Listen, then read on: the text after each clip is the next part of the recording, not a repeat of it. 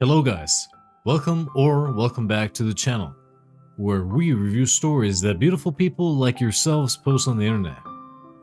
So, we have 4 stories for you today. In our main story, the OP narrates her personal journey of being abandoned by their biological parents and the subsequent emotional impact this abandonment had on their life. The OP discovers the circumstances surrounding their abandonment, including their parents' decision to prioritize their own desires over parenting responsibilities. The title goes like this: I met bio parents playing happy family with their new family, so I purposely went to them and told their happy family about what they did to me, and oh boy. Hey everyone, I am 21 male. I was abandoned by my bio parents when I was a child. The story goes in a way you might have expected. My parents were sweethearts from a young age and were planning to get married because my mother was pregnant before she graduated high school.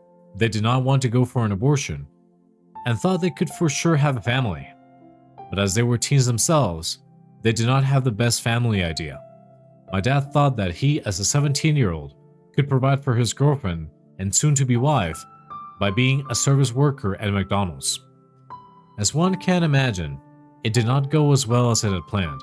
On top of that, as their plan was to get married after graduating high school, by the time the marriage rolled around, my parents were no longer invested in getting married. Mom wanted to be free, live a much more fulfilling life, and enjoy her adult relationship with Dad instead of taking care of me.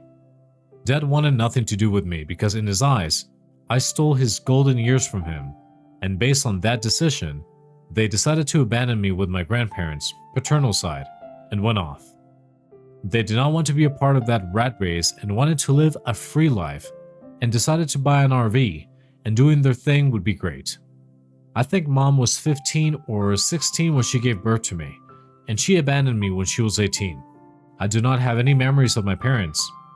I only have seen them in pictures that my grandparents had. For the longest time, I assumed my grandparents were my parents, and they never corrected me.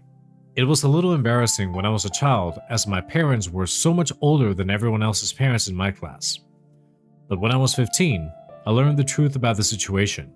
My grandmother was chatting with my aunt, telling her how difficult things are being on her, and was wondering if aunt would be willing to keep me with her for a while, as grandpa slipped a disc, as grandpa got better. And this was when aunt mentioned how disappointed she is with my mom, who has up and abandoned me after conceiving me. They did not notice me at first, but when they did, I had heard enough. That was when they sat me down and told me everything that I had mentioned so far. I asked them if my bio parents are together, and turns out they are. They are still together and live a straight-up nomadic life. I asked them why my parents never called me on my birthdays or showed up for the programs and so forth. My grandma insisted that they do their best to wish me, but often owing to traveling, they are unable to show up. I won't lie. For 15 years old, I was quite naive, because I genuinely believed her. But the reality of the situation was that my parents did not remember me. But I did not know that. So I lived with my aunt from age 15 to 18, and then I shifted for the sake of university. While I was on campus, as you know, COVID hit. During COVID, people were addicted to social media, and I was not any different. I enjoyed filming a few TikTok myself with my friends and spent countless hours scrolling through TikTok. But that was when I came across RV TikTok. It just came out of nowhere and it filled me for your page. There were so many different RV families and it was alright. It seemed a little strange, but it is what it is. That was when, thanks to the algorithm god, I came across my mom's TikTok account. The resemblance that she had with me was uncanny.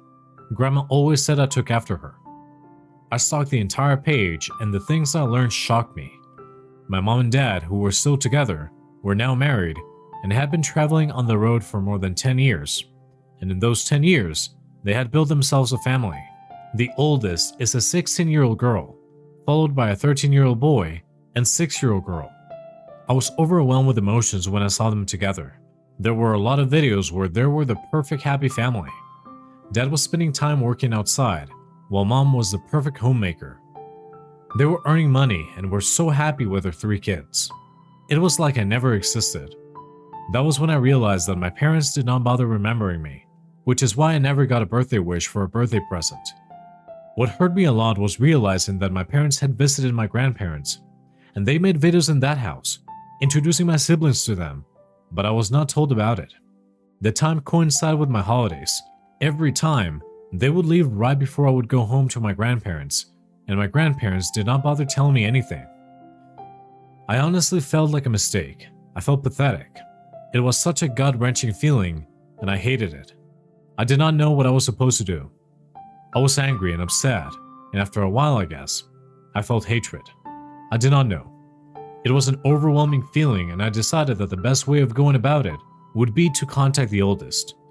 The oldest girl was easy to find on Instagram, owing to my mom's amazing habit of linking every social media account that they have in the bio. I messaged my sister and waited. When she replied, I explained the whole situation to her. I even sent her pictures of my birthday certificate and pictures with her grandparents as proof. I explained what they did to me was not fair at all, and I would like to get to know her and my other siblings. She said she would check back with me and stop replying to me. A day after I sent her the messages, I was blocked by my mom's TikTok. Not just an account. She had blocked me everywhere. Every account except my older sister's account. I was blocked. I was a little surprised, but I guess somewhere I had expected this type of behavior. And that was when all the calls started. My grandparents called me saying that what I did was incredibly rude, because I definitely should not have done that.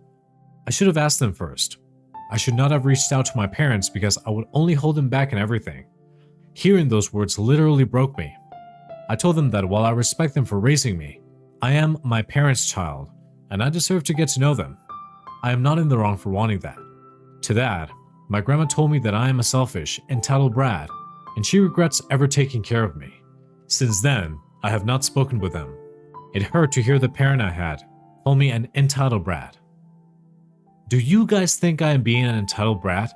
What would you guys do if you were in my shoes? Hey everyone, thank you so much for all the kind words. I appreciate all of you who took the time out of your day to have a longer conversation with me. I definitely have a lot of issues because of this abandonment that I have been working on. I just thought that maybe this would help me get back in touch with them. Maybe they were waiting for me to reach out or something, but learning that this was not the case really broke me. I have been wondering how to deal with all these abandonment issues, as I have been feeling quite abandoned thanks to how grandma said everything, but I do not know. I do not know what I should do. I hate myself. I hate everything, and I hate myself the most. I feel like everything is my fault. 2 nights ago, my parents called me, my bio parents.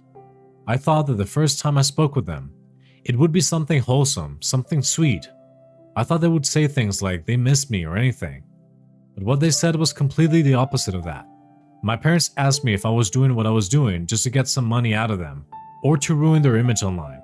When I said that this was not my intention at all, they told me that it would do all of us better if I stopped speaking with my sibling. They do not want anything to do with me, and would like it if I stopped trying to reach out. If I am doing this for money, they're willing to give me about $5,000 to set everything up. In return, they do not want me to talk to my siblings or anything. I could not do anything. I just sat there dumbfounded and told them that I would do what I deemed right. For the past 3 days, I have been receiving messages from my parents asking me to give them an answer. I do not know what I should be doing. I feel so terrible about myself. I knew I was unwanted, but I never thought I was unwanted like this. Hey everyone, I did something. I did not know it was going to blow up like this, but it did. I made a public post, calling out to my parents, and explained what happened to me. I posted, and then took it down after a while when I felt more emotionally stable. But when I went to take it down, I saw it had already blown up. Not only that, when I used my friend's account to check on my mom's TikTok, I noticed the drop in their followers and the hate comments in their posts. Mom up and deleted her account 2 days after I posted it, and I have been receiving calls from my grandparents saying that I am a selfish child for ruining their image the way that I did. Apparently, by doing what I have made it extremely difficult for my parents to get sponsorships, and now if my siblings and parents struggle, it is all my fault. I do not know why I did what I did. I feel so bad. I feel like I should have just kept it to myself. But I also hated how unfair the treatment was towards me. I hate this. What should I do? Hey guys, sorry, it has been about 3 months since my last update. I got a bit busy with everything. My parents essentially sued me. Well, tried to sue me. But as they were neglectful parents, it did not really stand much ground. I did not make any false accusations, and so, it was not very fruitful. Except I realized how toxic my parents truly are.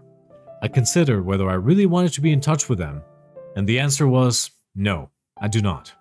So I have blocked them since the court date, and I have blocked my extended family except for my aunt. My aunt genuinely seems that she had no part in this whole thing, so I cannot hold anything against her. Other than her, everybody else is blocked, and I must say that I am better off without them. Am I sad that I have lost both sets of my parents? Yes. But is it better to get rid of the source of trauma instead of bringing it with me everywhere? Yes. I have made my bed, and I'm going to lie in it. This is exactly why I do not trust things I see on social media. People really are out here, pretending to be saints when they're like this. OP, you are not the a-hole. You did what I would have done if I were in your shoes. You are far from being entitled. You have done something that anyone in your place would have done. Your parents are incredibly selfish for abandoning you the way that they did. This is honestly pathetic. You deserve a better OP, not the a-hole. Alright, let's get into our second story. Throwaway. For context, my husband loves to travel, and sometimes even does it solo. We went together in some countries, and it was fun being with him doing so. But I got pregnant over the pandemic, so we sat down to talk about this, because it was an accident. I've always wanted a baby anyway, just not this soon. And my husband's reaction was expectedly caught off guard, and had mixed emotions. We both took it as a sign and wanted to keep the baby, but my husband says he still wants to travel, and asked if I'm okay with it. My parents said they wanted to have a grandchild anyway, and wanted it so bad, they even said they would watch him while we went out and had fun, before I was even pregnant. So I knew my baby would be in good hands if we still travel, so I said yes. We decided to go through with this pregnancy. Fast forward to now, our baby is 8 months, and my husband is an incredible father. He hasn't been anywhere since the baby was born, but he did occasionally talk about where to go next to travel. I honestly thought at this point that he would stay home and be a father because he's a parent now. He should not be gone even for a day away from our baby. I told him this, and he got a bit upset. He wanted to think things through about this, so he asked for a little mental space to not talk about the subject right now, which I agreed. But then literally the next day, his college friend contacted him and invited him to a wedding in Taiwan. He told me this and said his friend was the one to help him go through a lot in his college years and at least give him maybe 4 or 5 days to visit there.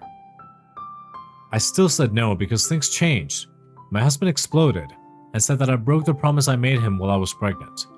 He kept telling me to give the baby to my parents to watch, but I said we wouldn't be responsible parents if we do that. He kept claiming it was responsible because we knew the baby would be safe, but I kept arguing back that it doesn't work that way, and I could really take him to court if he wants to abandon the baby.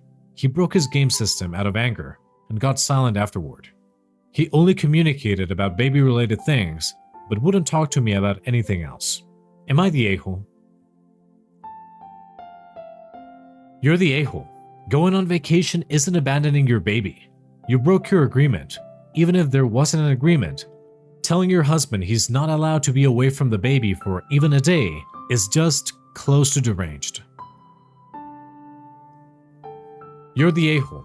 Having a child does not mean not having a life anymore.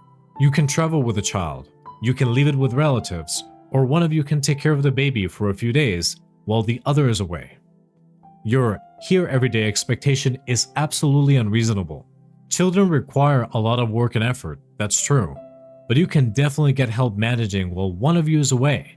If you want to have a partner in caring for a child, you have to be a partner as well. Hey guys, if you're enjoying this video so far and you want to be an a-hole to the like button, go ahead and just pour a bunch of ghost pepper in their soup while they're looking away.